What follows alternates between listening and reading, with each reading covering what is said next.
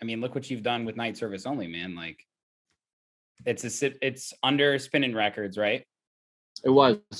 They were okay. doing. Yeah. I did a deal with them for them to administer and handle distribution, help with like administration stuff. But now I'm fully independent. I'm actually relaunching, finalizing my deal, but I'm gonna do fully independent, and probably next month be relaunching. And I got some crazy stuff coming on it. So amazing. That's congratulations. I mean, it's been so cool. There's so many labels out there right now. And I know you got love for Hood Politics and DJ Susan. And I know, you know, Greco and Rossum. And I've had all these guys on the podcast, and Cloverdale, who has his own label, Vibrancy. And what's been so cool to see is, and like you said, there's not one box for house music right now, man. Like the creativity is at another freaking level. I mean, agreed. Yeah. It's nuts. What do you look for in a demo when people send you something for Night Service Only? Because I feel like you're not boxed in with the stuff you release. Sure, it's house, but one size fits all. It needs to be something I'm gonna play in my sets. Like for first and foremost. Like if you send me something, I'm thinking about it, I'm not excited to play it, then that's this telltale number one sign. I'm like, this isn't for me. So okay. I think that's it. That's really it. Like, you know, I just want to curate stuff that's cool that I want to play. Like, there's nothing else involved. Like, you can have a great sample, but if the production's not right, like, I don't want it. So, you know, I don't care who you are. You know, that's the thing. You're big or small, doesn't matter. Like, I really don't care. Like, I want the records to be as successful as possible, but I'm not there trying to like make this a business and, you know, make a ton of money on this. I want to curate cool music and be able to do stuff like I did in Brooklyn, you know, where throw a party and have some of these guys come out and have them play, which we're going to be doing a lot more of in the future. So it's awesome. Yeah, that's it for me. That's what I want to do. That's good. I like that. Why is the reason you started it recently? Had you had this goal in mind for a while? With the label? Yeah. What was the main reason for starting? Yeah, I mean, the concept was probably there at least a year before. Okay. And then, you know, we launched the radio show. I launched the radio show. Right. And even that was like kind of just, again, it's something I wanted to do eventually. And it just worked out. You know, my management's like, let's hit up. You know, we have a great relationship with Sirius XM. Like, Sid wants to do a radio show, and they're like, let's do it. And I was like, okay, let's launch this. Originally it was going to be like, let's do the label first, and then launch the radio show. But, you know, again, it took probably way too long to negotiate the label like admin stuff.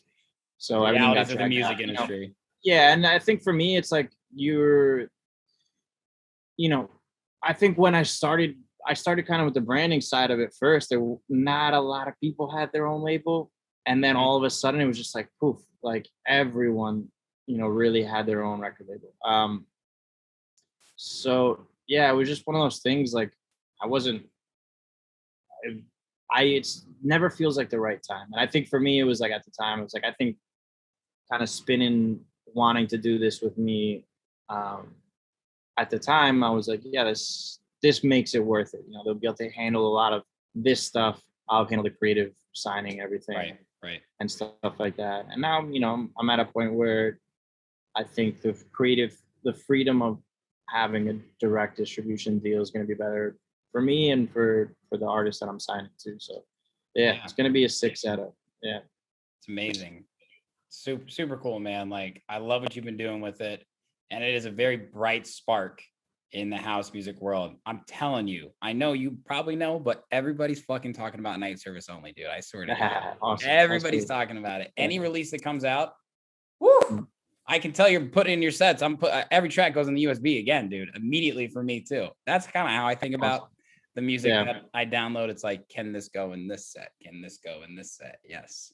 So yeah, for me, dude, it was, again, it's like, you don't know what the reception is going to be. I think what's been super cool, it's like, you know, like you said, I think kind of more underground genres can be a little snobbish, but I think we're going to this point where that's going away, you know, and there's 100%. artists that I would be like, I wouldn't dare ask this X, Y, and Z artist if they want to send me demos for night service only. But like I'm getting hit up by people. I'm like, you put out on all these really fucking records that I want to release on. Like, you know, that's what's been super cool. It's like, it's seeing that side of it, like just people that I wouldn't be like, oh, they're too cool to put out on this label, but it's not, you know, and I think, yeah, dude, I'm just trying to build something to help other people and like eventually throw parties and, you know, give younger artists an opportunity to go DJ and stuff.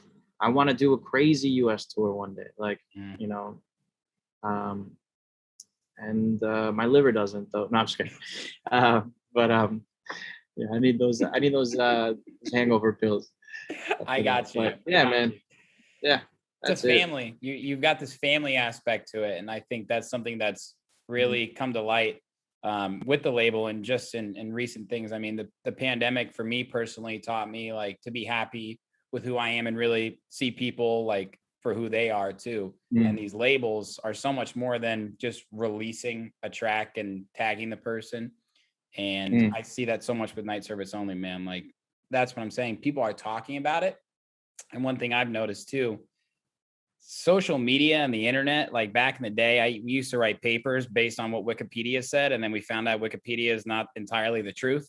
And then all of a sudden all the Facebook scandals go down. What you're seeing on the internet is not completely true. You can't trust what you see on TV. And now people only trust what they hear word of mouth and what people talk about, what their friends talk about, what they text each other, tracks that they share, tracks that they put on their USB, music that we send to each other. That's what's really resonating with people right now. And I think it's so cool to see in cities like Chicago, New York, LA, or really all over the world, that there are these family scenes where labels are growing. And I see that so much with your label, man. So congratulations on all your success with it. It's super special. Thank you. Hey, what's up? And thanks for watching that video. You looking for more content now? I got your back. Go to my YouTube channel right now, hit that subscribe button, and make sure you turn on all notifications so you never miss any upcoming exclusive artist interviews, Sherm in the Booth clips, new music, live sets, and more. This is your one-stop shop for everything electronic music. Cheers.